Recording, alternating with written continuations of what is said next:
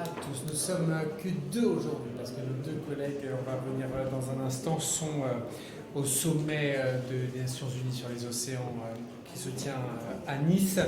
Nous voudrions évidemment avec gravité et très solennellement apporter le soutien du groupe socialiste à la mémoire de cette surveillante assassinée ce matin. Donc en mission évidemment rien des circonstances de ce drame, mais nous avons appris le décès de cette surveillante à Nogent dans un établissement en Haute-Marne. Évidemment, nous aurons l'occasion d'y revenir, mais nous souhaitions évidemment apporter notre soutien à sa famille, à ses proches, à l'ensemble de la communauté éducative de cet établissement et on l'imagine à l'ensemble de la communauté éducative nationale qui a dû être bouleversée par ce qui s'est produit. Nous avons deux sujets introductifs pour cet échange. Tout d'abord, donc sur cette conférence des Nations Unies sur l'océan organisée à Nice. Vous connaissez l'objectif de cette conférence internationale pour sensibiliser les États et les citoyens autour de cet objectif commun d'une action politique ambitieuse en faveur de l'océan. Nous avons, vous le savez, une particularité, la France, c'est d'être le deuxième pays en matière de zone économique exclusive, puisque nous avons 18 000 kilomètres de littoraux, dont beaucoup sont liés à nos territoires ultramarins, et 75% de nos approvisionnements et de nos exportations qui empruntent la voie maritime. Nous avons une délégation socialiste présente depuis hier et jusqu'à mercredi à l'occasion de ce sommet. Et les parlementaires et députés socialistes y présenteront les 80 propositions qui ont été formulées pour réellement protéger nos mers et océans. Évidemment, nous tenons le document complet à votre disposition, mais vous le résumez en indiquant que ces propositions sont construites autour de 4 priorités. La première, s'appuyer sur les opportunités de l'économie bleue pour décarboner le transport maritime et assurer la protection des océans. Le deuxième, pour soutenir la recherche et développer les formations pour accélérer la baisse des émissions et anticiper l'adaptation au changement climatique. Troisièmement, pour préserver les ressources halieutiques et la biodiversité et pour protéger la santé humaine et environnementale. Et enfin, pour organiser, adapter, préparer nos territoires côtiers et nos infrastructures littorales. Nous voudrions également quand même souligner le double discours du président de la République. Il a depuis plusieurs jours fait état de son émoi ou de sa désapprobation sur des mesures écologiques sur lesquelles il y aurait eu un profond recul en arrière et force est de constater que les travaux de l'Assemblée nationale le confirment. Ce qui paraît être un double discours, c'est que beaucoup de ces mesures bénéficient largement du soutien d'une partie significative de son gouvernement. Il est difficile de se payer de mots d'un côté et d'observer de l'autre côté ce que font en réalité ses principaux soutiens à l'Assemblée nationale. Et comme souvent, au moment où l'écologie est sacrifiée, de façon par ailleurs extrêmement démagogique au titre notamment d'impératifs de productivité et de compétitivité économique, c'est faux, ces arguments-là. Le président de la République se pare d'un côté d'un discours très écologiste et en pratique, son gouvernement, sa majorité, ou en tout cas ce qu'il en reste, font exactement l'inverse et nous continuerons évidemment à le dénoncer. Il reste peu de temps pour agir. Chaque recul à l'Assemblée nationale est un recul pour la planète et les socialistes entendent porter une voix singulière à l'occasion de la présentation de ces 80 propositions au sommet des océans.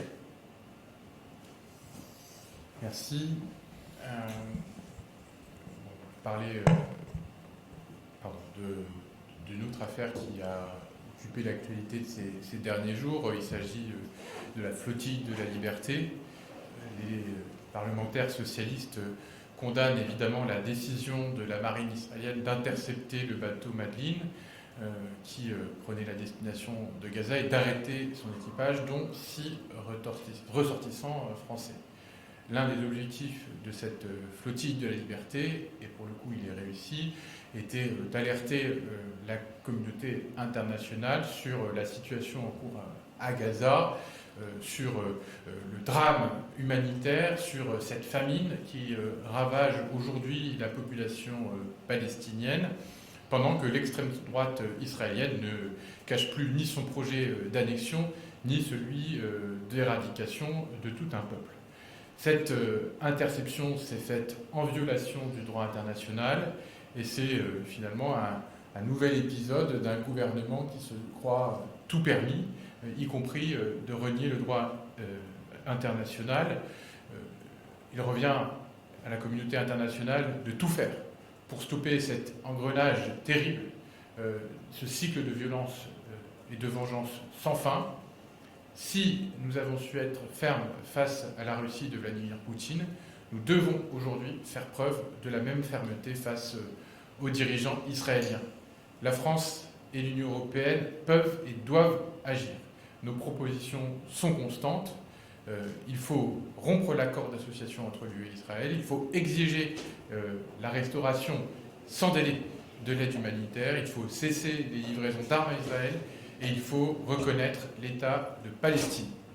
Les tergiversations sur ce point d'Emmanuel Macron et de son gouvernement sont insupportables. La reconnaissance de la Palestine, ce n'est pas un acte symbolique ou une posture, c'est un geste politique, un appel à la responsabilité de chacun, un pas vers la paix, un pas vers la solution juste, seule qui soit possible, la solution à 2 États. Si la France et la communauté internationale reculaient une nouvelle fois, cela renforcerait le sentiment d'impunité de Benyamin Netanyahou et ne pourrait que participer à prolonger les massacres en cours à Gaza. Profitez également de ce point pour vous informer d'une initiative, le lancement demain du comité de liaison Israël-Palestine à l'Assemblée nationale, un comité de liaison dont notre groupe notamment est à l'initiative, avec notamment les guerrières de la paix aussi, qui sera un lieu de dialogue, d'études, transpartisan pour que la représentation nationale puisse faire des propositions concrètes en faveur de la paix, de la justice, de la dignité, de la sécurité et de l'indépendance pour les Palestiniens et les Israéliens. Enfin, dire et rappeler que nous avons confiance dans les services consulaires sur la flottille de la liberté pour assurer leur mission, pour poursuivre les procédures de rapatriement dédiées et des questions? Oui. Samy? Sur le budget de l'État, est-ce que vous confirmez que vous n'avez pas eu, merci, à ce stade d'échange avec le Premier ministre ou les ministres concernés? Et par ailleurs, pendant la session extraordinaire, il va y avoir le retour de la PPL sur l'audiovisuel public. Est-ce que vous pouvez nous dire ce que vous pensez de cette réinscription? Sur le premier point, pas d'échange formel à ce stade. Sur le second point, je laisse mon collègue Manu. D'abord, une petite cabotinerie de la ministre. Elle a vraiment, je le crois, fait tous ses efforts pour que la PPL soit inscrite le 30 juin à 16h. Peut-être ça n'évoque pas une date, mais pour moi c'est une date importante puisque c'est le soir du vote pour l'investiture des socialistes. Et donc j'imagine qu'elle a fait le pari que je serais pris à d'autres occupations et la réponse est non. Je serai présent en séance pour ferrailler contre cette proposition de loi.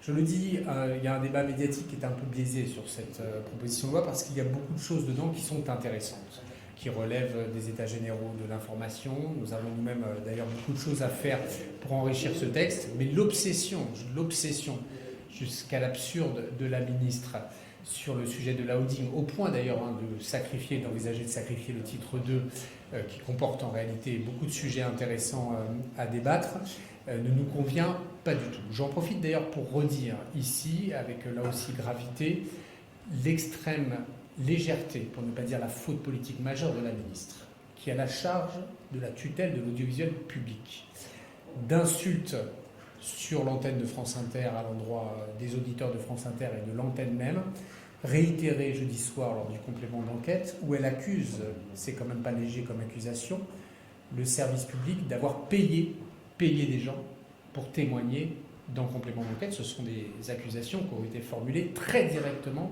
contre les journalistes de complément d'enquête, ce qui, à mon avis, quand même, pourrait justifier dans une démocratie normale que la ministre se déporte de cette tutelle, puisqu'elle est en conflit ouvert avec l'audiovisuel public et à de nombreuses reprises réitéré. Donc nous aurons d'abord l'examen en commission de la PPL, qui devrait intervenir, je le comprends, la semaine du 21 juin, et ensuite l'examen en séance plénière. Donc oui, pour enrichir ce texte de tous les sujets qui sont intéressants pour l'audiovisuel public. En revanche, nous confirmerons notre opposition totale, déterminée et définitive à la création d'une holding. C'est irresponsable de créer une holding dans les circonstances où on impose des économies drastiques à l'audiovisuel public, y compris sans pouvoir même garantir, et je mets en cause le rôle de l'État actionnaire de l'audiovisuel public, l'incapacité à clarifier la trajectoire budgétaire qu'elle entend imposer à ses opérateurs. Donc on aura l'occasion d'y revenir, mais nous continuerons à nous opposer sur la holding et nous essaierons d'enrichir le texte sur ce qui nous paraît plus intéressant. Bien. D'autres questions? Merci. Merci.